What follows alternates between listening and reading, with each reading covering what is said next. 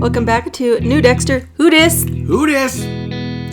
Is Michelle and Marsh coming in? Coming in hot. Coming in, gotta take a stab at it.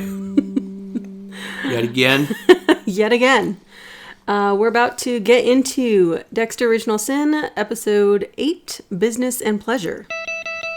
You.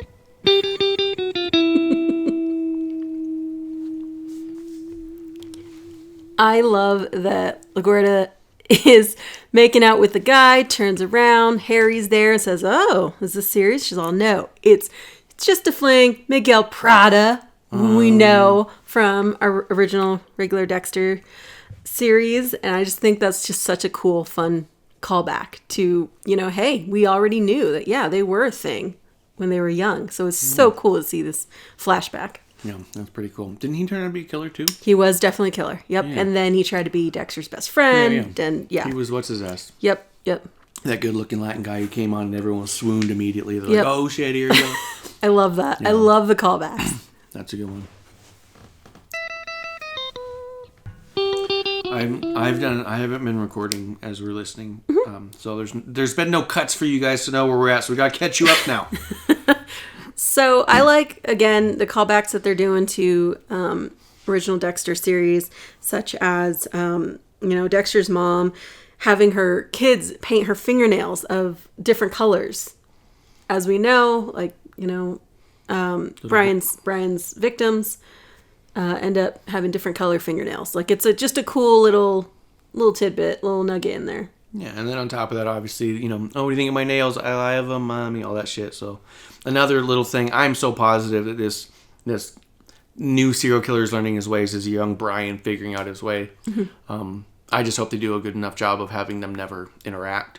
Mm-hmm. But we get to see it. I like the idea, especially with season 1 of original Dexter. You really were learning about his family and his brother and all that stuff with the ice pick killer and all that ice truck killer. Mm-hmm. So I like that there's a little bit of a callback to that too, where it's like, hey, we're starting over, and yeah, also this is still about his brother too. Yeah, and I love Camila, offering her husband's boat, and then that being titled, Slice of Pie, of course, because her last wish, as we know, was the key lime pie. So I love these little nuggets of if you know, you know. If not, it's fine. It's not gonna make or break the story, but it's fun for fans. It's really fun, and I like this kind of battle between Dexter and Harry of Dex, you're not a detective, and Dexter being yeah, but I know, I got this hunch, and it's cool to see him going after the actual killer, the one we know is the killer, and then Dex almost doubting himself for a split second too, being well, am I really thinking of it? Am I digging too much? But he, as we're finding out, he knows he's right. Yeah. It's cool. I like how the story's progressing.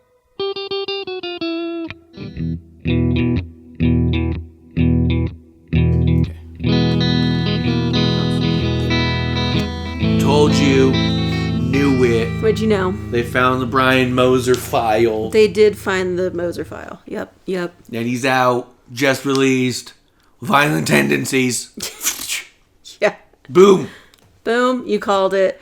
However, I really am I have to go back to see how old was Dexter when all this went down, because the fact that in the files, it's like Dexter called Harry dad, I just don't feel like he was that old if he had actually remembered had so many memories as a child. I don't see how he blocked that out for so long. A lot of it seems counterintuitive to what I recall Dexter's memory of his childhood being. However, there is something to be said for trauma, and repressed memories is always a concept, right? Now, I've seen a lot of stuff back and forth on if that is real or not, and repressed memories being a way to people shield their own evidence. But at the end of the day, it is a topic of conversation. It is a thing that we have accepted into our zeitgeist, is trauma-based memory loss. So, theoretically, he could have all of this stuff happen, then he ends up in the crate, everything gets cut into bits, and now he doesn't remember anything. You know what I mean? The next thing he remembers, because it was so traumatic losing his mom that way, next thing he remembers is waking up in Harry's home, and he must be my dad kind of a concept, because That's as far back as he goes. Then, original Dexter season 1, he starts getting those little flashbacks of what am I remembering? These hacking the Born in Blood stuff. So right. I do want to rewatch season 1 because I do feel like that there's a little bit of a... It doesn't feel consistent, but maybe it is. Maybe it's also in the realm of it's just not how Dexter remembers it as he gets older. Sure. I'm okay with some of that. Yeah. Yeah. It's... Yeah. I think that's the only, like, thing that's kind of bugging us. But other than that, we're liking the story, how it's going, you know, figuring out that, no, Dexter wasn't wrong. Like, his intuition, he had great intuition. He was correct about, you know, the planting of evidence by the chief, you know, getting the evidence, like, to someone else. I do wonder what the end goal.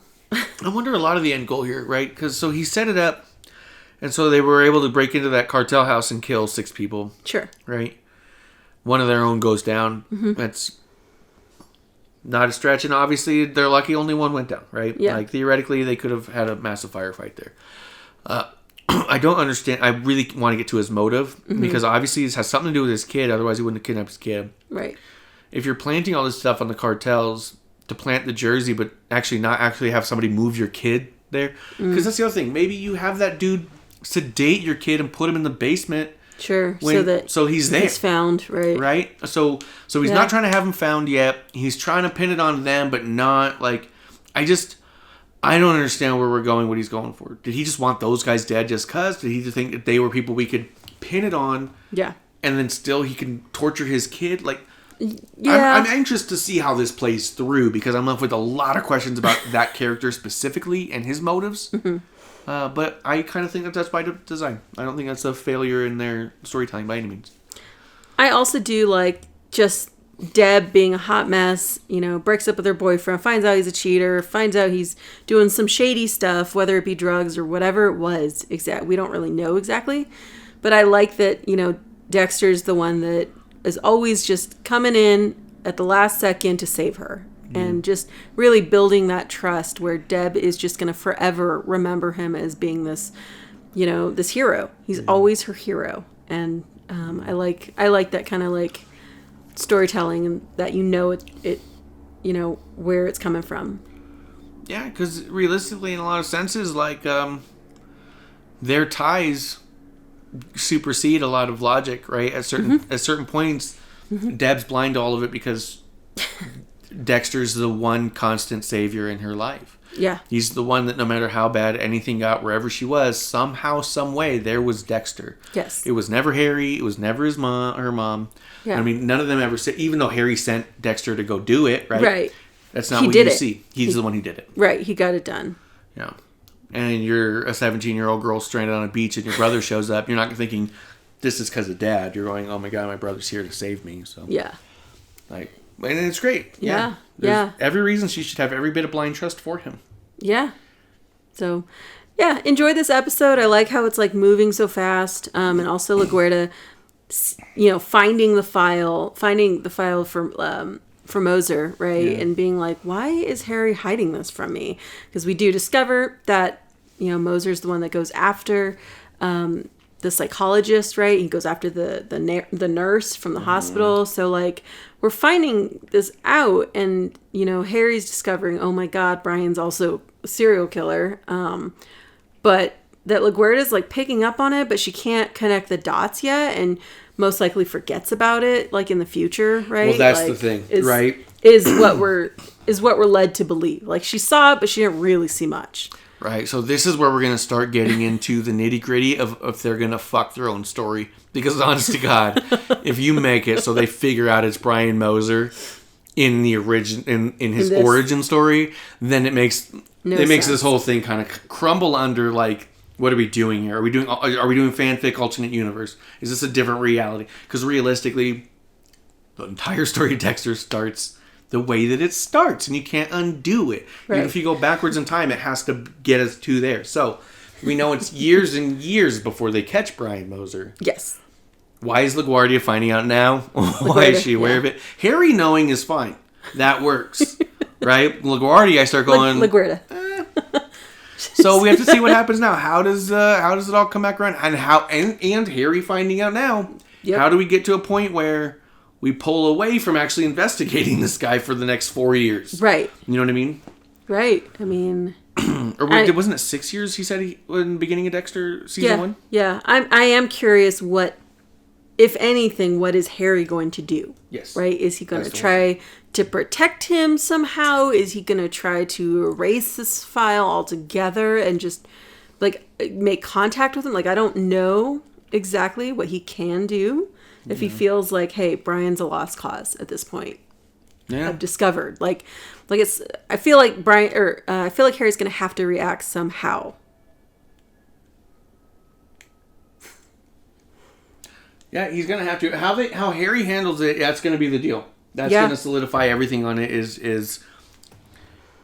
this is super reliant on Harry to make it make sense without undoing the past, right? Yeah.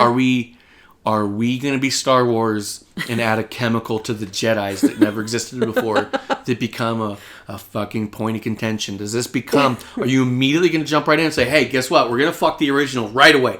Like, I just don't see them doing that. They stayed so real and true in our eyes during New Blood. And with the idea of revival coming out or whatever, resurrection or whatever. The new... you kind of want to... It feels like they're going to continue that aspect of, like, this is how that would be. Yeah. So I don't feel like they're going to let us down, but they got me on some thin ice right now, and I'm a little bit like, oh, carry me through, you know? But yeah, overall, really good episode. I mean, I like how much was done in this episode. Yeah. There's a lot going on. So, all right, we will... check out the next one. Yeah, thanks for coming through and taking a stab at it with us. Thanks for listening. Let us know what you think. Let us know in the comments if you're killing it too. Okay. Butcher up them comments, yo.